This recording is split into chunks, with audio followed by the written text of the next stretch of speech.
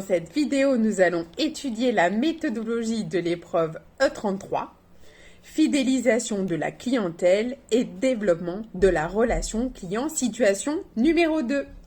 L'interrogation se situe dans le prolongement de la situation numéro 1 dans la même entreprise de PFMP.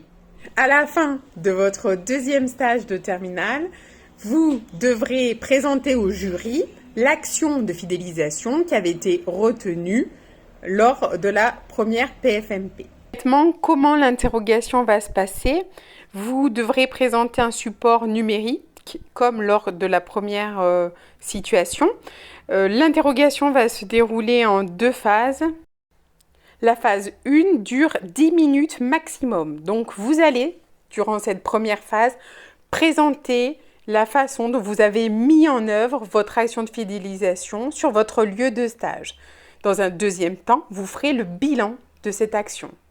La phase 2 de l'interrogation dure 10 minutes maximum et c'est un entretien avec votre jury. Cet entretien vise à approfondir l'exposé que vous avez fait au préalable.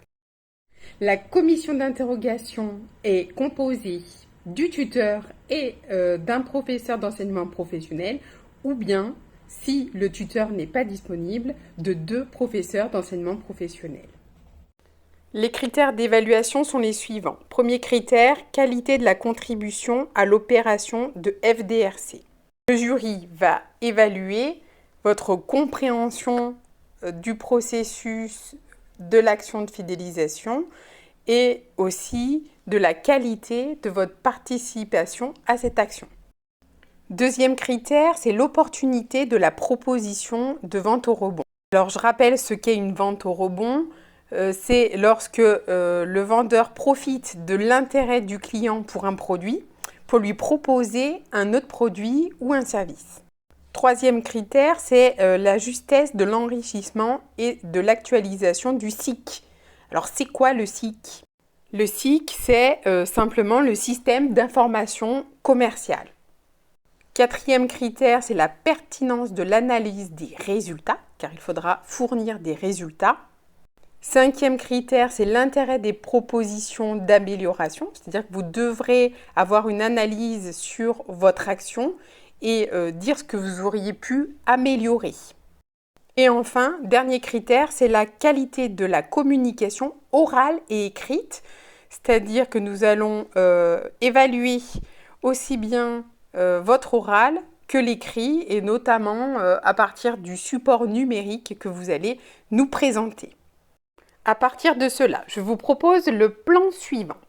Première partie, présentation de l'action de FDRC et des objectifs. Je vous demande d'identifier le type d'action que vous allez mettre en œuvre, identifier la cible client et donner les objectifs de votre action. Deuxième partie, ce sont les moyens nécessaires. Vous allez répertorier les ressources et les contraintes commerciales, techniques, organisationnelles, temporelles, humaines et budgétaires. Troisième partie, c'est le processus de votre action et votre participation. Vous allez décrire comment vous avez mis en œuvre votre action et décrire de façon précise quelle a été votre participation dans cette action. Vous allez également repérer les actions qui vous ont permis de proposer des ventes au rebond. Quatrième partie, c'est l'actualisation du SIC. Vous allez rendre compte des informations commerciales recueillies et mettre à jour le SIC.